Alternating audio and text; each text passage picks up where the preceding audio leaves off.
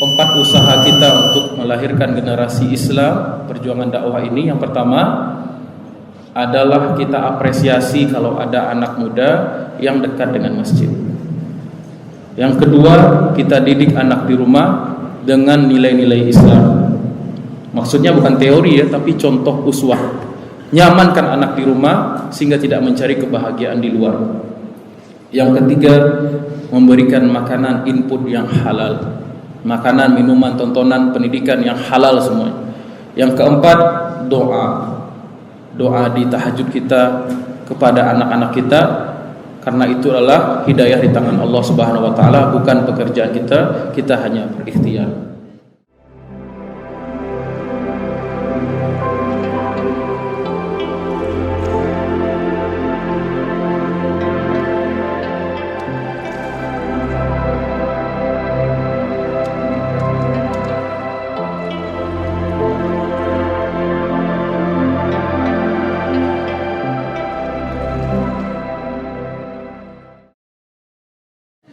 Kalau dalam bacaan imam tadi, ma gharraka bi rabbika al-karim, ya ayuhan nas, wahai manusia, ma gharraka bi rabbika al-karim, apa yang telah menipu kalian dari Tuhan kalian yang Maha Pemurah?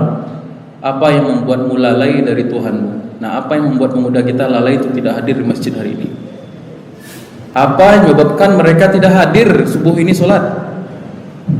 Anak kita, menantu kita, cucu kita, apa yang membuat mereka tidak hadir di masjid saat ini? Itu PR tugas dakwah kita di rumah masing-masing. Mungkin pertama, orang itu suka bergabung di satu komunitas kalau lihat orang di komunitas itu menurut dia baik atau memberikan input positif. Kok orang nemu kerja di perusahaanku, disebut alasannya karena karyawan di situ elok-elok. Kok nama orang tinggal di daerah situ karena di daerah situ aman, lingkungannya bagus. Kita sebagai orang yang sudah ke masjid seharusnya tidak dijadikan kebanggaan euforia, tapi ada tanggung jawab di situ. Bagaimana kita sebagai alumnus masjid menjadi tertarik orang melihat kita untuk pergi ke masjid. Jangan sebaliknya. Jangan gara-gara kita ke masjid menjadi fitnah. Orang tidak tertarik ke masjid gara-gara kita sebenarnya. Orang menjadi tidak tertarik masuk komunitas kita yaitu masjid gara-gara akhlak ahlul masjidnya jelek. Ketika kita menjunjung syiar Islam, kita punya amanah di situ menjadi teladan. Itu sudah menjadi sunnatullah. Terkadang kita miris Bapak Ibu. Yang disebut Islam itu apa sih sebetulnya? Al-Islam itu sebetulnya adalah akhlak.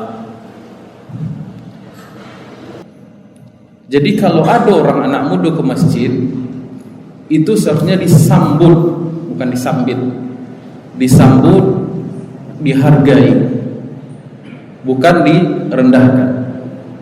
Itu yang membuat pemuda itu termotivasi untuk dekat ke masjid. Tapi kalau pemuda ini sudah dipandang sebelah mata, maka sulit dia untuk bisa dekat dengan masjid setelah itu. Oh, ternyata begini orang masjid. Nah, itu menjadi fitnah akhirnya. Itu faktor yang pertama. Masjid menjadi ramah dengan para pemuda. Kalau ada pemuda yang soleh, yang rajin ke masjid, top. Kita apresiasi, malah jangan direndahkan. Apresiasi dia, meskipun mungkin pakaiannya dia belum pakai peci, atau dia pakaiannya pakai baju bola, terserah, yang jelas dia nyaman dulu ke masjid. Jangan dikritik dulu, apalagi dimarahin. Ini membuat orang menjauh. Law kunta fazzan ghalizan lan faddu min hawlik, ya Muhammad, kata Allah, kalau kamu bersikap keras dan kasar, maka orang akan lari daripada ajaran Islam ini. Jadi pemuda itu mesti diapresiasi pelan-pelan. Yang kedua, boleh jadi karena belum ada kesadaran di keluarga masing-masing untuk membentuk anak yang soleh. Jadi kalau setiap keluarga muslim sudah memikirkan bagaimana pendidikan agama anak ini dari kecil, maka insya Allah masjid penuh dengan anak-anak muda. Jadi salah satu motivasi kita untuk memiliki anak bukan untuk mewariskan intelektualitas atau kekayaan, apalagi untuk menuntut balas jasa anak. Tapi yang membuat kita memiliki anak dan menafkahi anak itu agar pertama, niat yang paling utama adalah bertambah banyak orang yang bersaksi la ilaha illallah Muhammadur Rasulullah. Makin banyak orang manusia yang bersaksi bersyahadat la ilaha illallah Muhammadur Rasulullah, itu tujuan kita memiliki anak.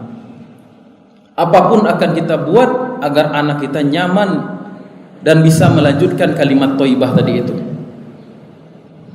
Ini didasarkan oleh hadis Rasulullah sallallahu alaihi wasallam, inni mukatsirun bikumul umam yaumal qiyamah. Sesungguhnya aku berbangga-bangga dengan banyaknya jumlah orang yang bersaksi la ilaha illallah Muhammadur Rasulullah. Jadi niat punya anak 1, 2, 3, 4, 5, 6 dan seterusnya bukan sekedar berketurunan, lah punya anak Allah, tapi kita niat untuk semakin banyak orang yang bertauhid.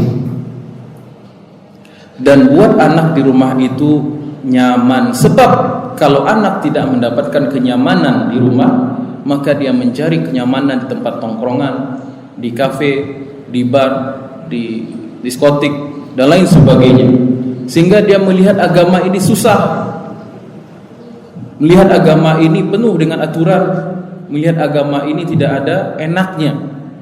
Tapi kalau anak kita niatkan memberikan nafkahnya, memberikan uang jajannya, nah ini uang jajan, nanti sholat, dia sholat dulu, ditanamkan mindsetnya.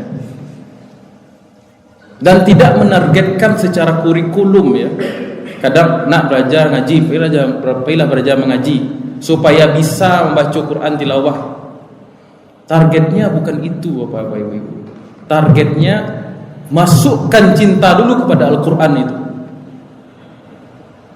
Kalau kita menargetkan, nak kamu belajar ngaji di TPA, TPQ untuk bisa baca Quran. Ketika anak sudah bisa baca Quran, apa yang terjadi? Ya tinggalkan Quran lagi. SD-nya TPA, selesainya Iqra baca Quran, lulusnya SD khatam Quran, khatam lu ditinggal selesai pula Quran itu, tidak disentuh lagi. Tapi kalau yang kita tanamkan mindset cinta kepada Al-Quran, berkomunikasi dengan Allah melalui Al-Quran, dekat dengan Allah melalui kalamnya yang indah ini, maka anak itu sepanjang hidupnya dia tidak akan berhenti dalam mempelajari Al-Quran. Jadi metode pendidikan di rumah. Yang ketiga, makanan yang halal. Makanan yang halal itu sudah setengah jalan menciptakan generasi yang soleh-solehah. Tapi kalau asalnya makanannya sudah haram, kata Rasulullah SAW, an-naru aula biha. Daging yang tumbuh dari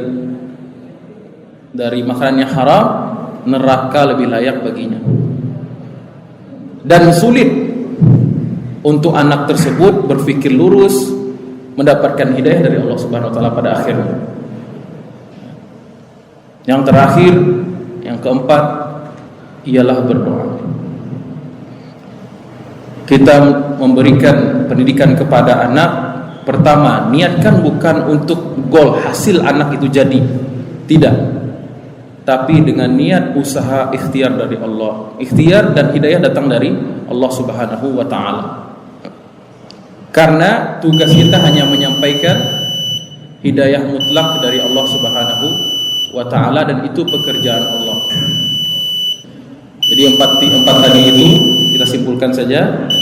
4 usaha kita untuk melahirkan generasi Islam, perjuangan dakwah ini. Yang pertama adalah kita apresiasi kalau ada anak muda yang dekat dengan masjid. Yang kedua, kita didik anak di rumah dengan nilai-nilai Islam. Maksudnya bukan teori ya, tapi contoh uswah. Nyamankan anak di rumah sehingga tidak mencari kebahagiaan di luar. Yang ketiga, memberikan makanan input yang halal. Makanan, minuman, tontonan, pendidikan yang halal semua. Yang keempat, doa. Doa di tahajud kita kepada anak-anak kita.